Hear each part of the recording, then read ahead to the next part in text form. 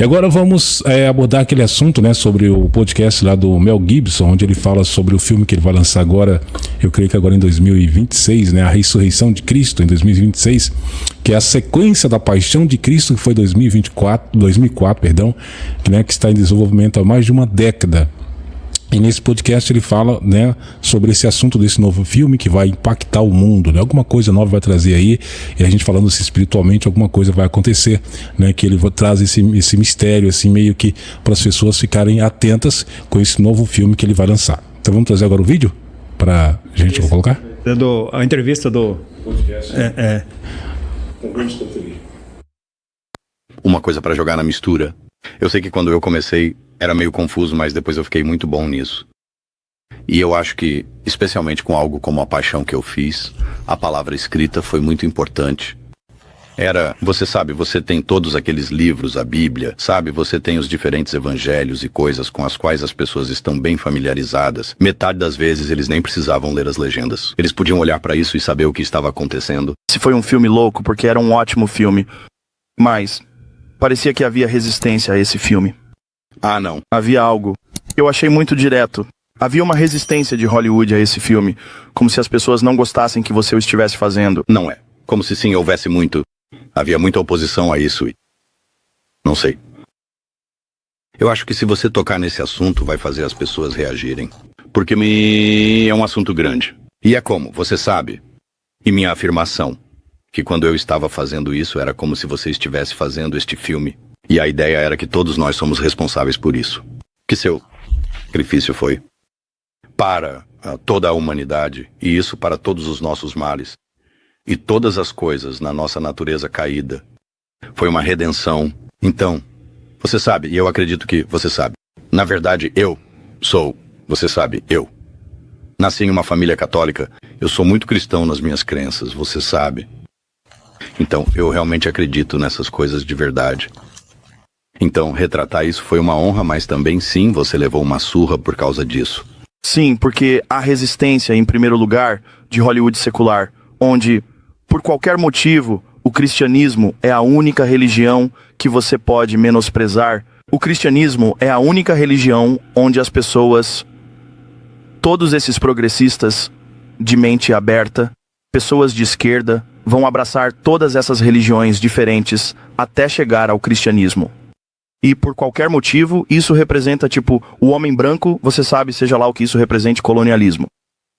Você sabe, seja lá o que for. Você sabe, seja lá o que isso represente, é negativo. Sim, claro, recebeu uma má reputação. E as pessoas se sentem à vontade para atacar isso. Até eu faço isso quando vejo que, tipo, você sabe, quando não é justo. Certo, eu acho que está errado. Certo, tipo...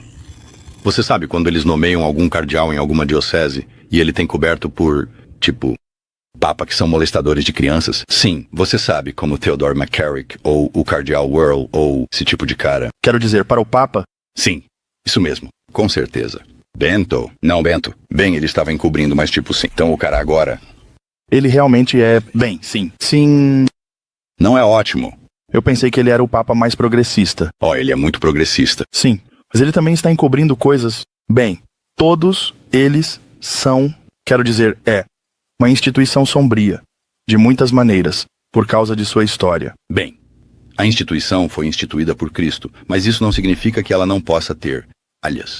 E há uma corrente de pensamento que diz que não é mais o que se propõe a ser. Mudou-se do... que era destinado a ser e do que é. Quase como se houvesse um cara chamado Bispo Z, que diz que é uma igreja paralela falsa, que está funcionando. Uma religião completamente diferente.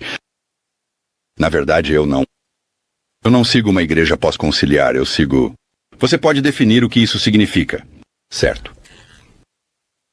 Houve um evento que aconteceu nos anos 60.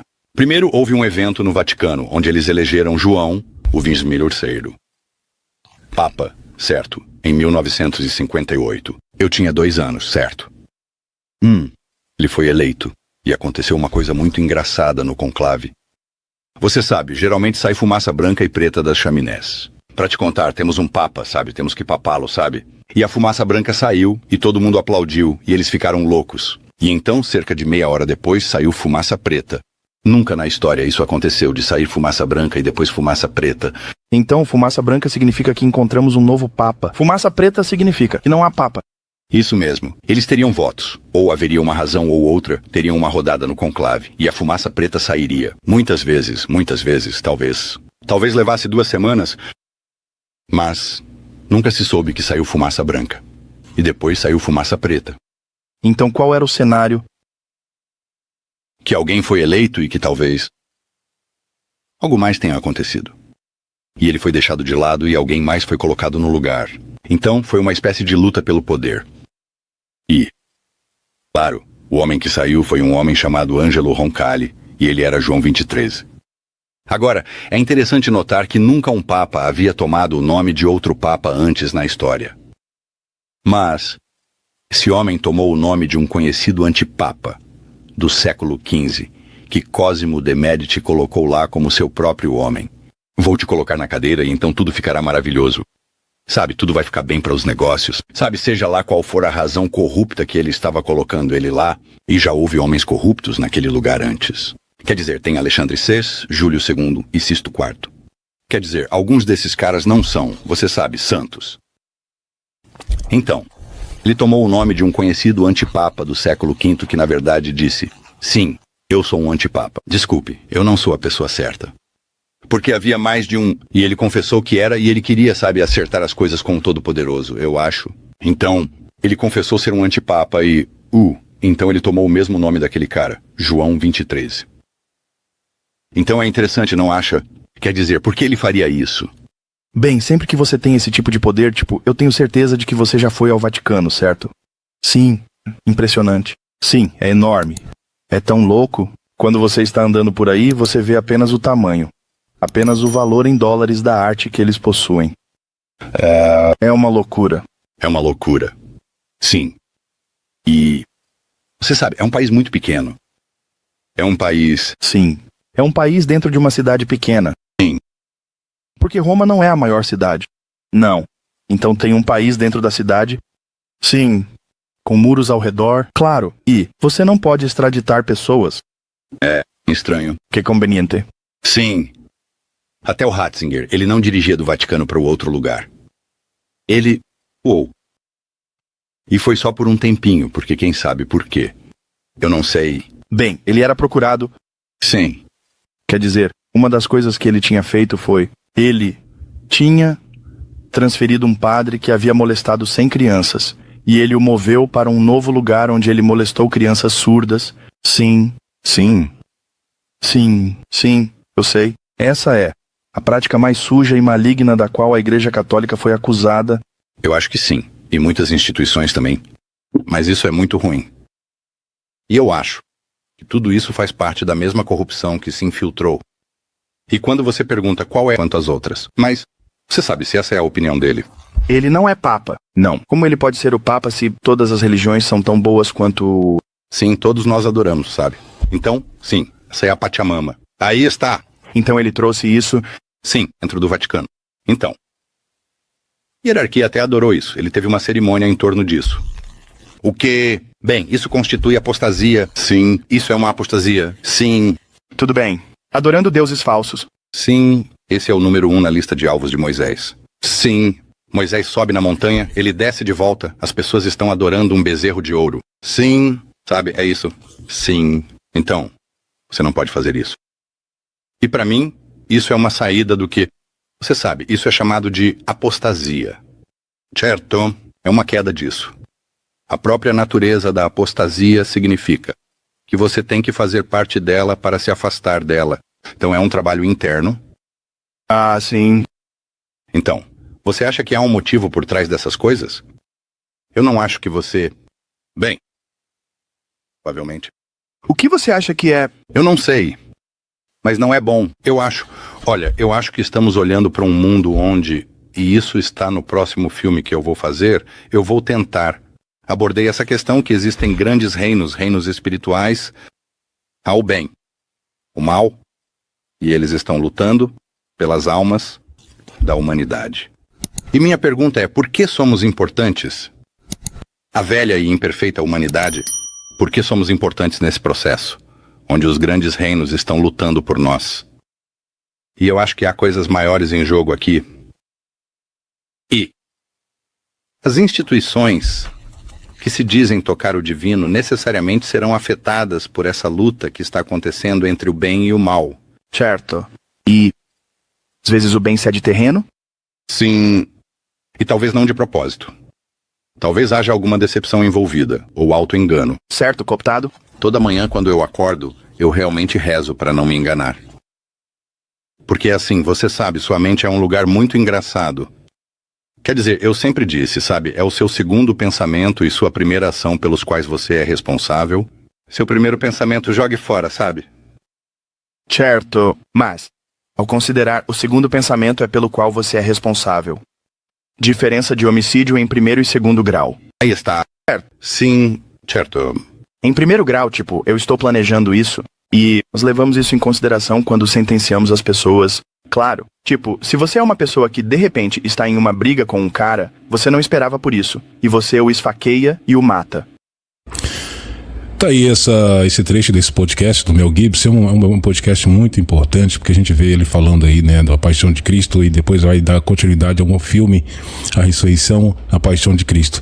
E o que ele fala aí, né, Fábio, a gente vê que, pelo que ele tá falando ali, vai ser um filme mais baseado para um combate espiritual, né, do bem e o mal, que ele fala grandes reinos espirituais lutando pelas almas da humanidade. Então, é mencionado em conflitos que na qual nós já estamos vivendo hoje, que é o quê? É os filhos da luz contra os filhos das trevas, né? É verdade. E como está escrito nas Sagradas Escrituras, até o Eugênio colocou muito bem no início do podcast, né? Não há nada escondido, né? Que não será revelado. E a gente está vivendo exatamente esses versículos do Apocalipse, né? Tudo aquilo que havia de escondido está sendo revelado, né? Não somente através das películas, dos filmes do Mel Gibson, né? Como também agora sob a administração nova desse governo americano, né? Que está descobrindo tantas atrocidades, né? Que estão sendo feitas lá, inclusive usando uma agência do governo americano, que é a USAID, né? Inclusive mandando dinheiro para o próprio Vaticano, né? Entre outros organismos internacionais, outras ONGs, né? Inclusive do George Soros, né? Que é o dono da Open Society Foundation, né? Onde ele, tudo que não presta, podemos assim dizer, né? Para resumir bem a questão, eles financiam em todo o mundo. E agora, através do Elon Musk, que agora é um funcionário do governo americano, eles estão cortando, né? Tesourando a torneira, fechando as torneiras para que esses financiamentos não ocorram mais.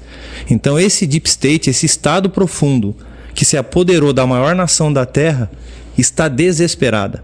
É por isso que agora eles querem a todo momento destruir, né, esse governo, persegui-lo, até tentaram, né, por mais de uma vez matá-lo, mas todas as vezes que o governo americano, né, o presidente americano olha no espelho e vê que está faltando uma parte da orelha dele, ele está vindo com tudo. Pode ter certeza que ele está com sangue nos olhos, porque o primeiro governo que ele fez foi um governo fraco, ou seja, ele se preocupou muito com a parte econômica de seu país e esqueceu de colocar na cadeia, né, e processar todos aqueles que agiram contra a nação americana e contra toda a população do globo terrestre. Desta vez não. Quando ele olha no espelho e vê que está faltando um pedaço da orelha dele, ele volta com tudo para poder perseguir aqueles que tentaram matar ele próprio e tentar destruir a maior nação da Terra, inclusive destruindo todo o Ocidente. Então, eu acredito, né, na minha concepção, na minha visão de mundo, que Deus está agindo, né, por meio desse governante, dessas pessoas que então, como o próprio Elon Musk, que já foi democrata, né, ele mesmo diz, né, que financiou o Partido Democrata, que é como se fosse o partido de esquerda aqui no Brasil, para que todos possam entender.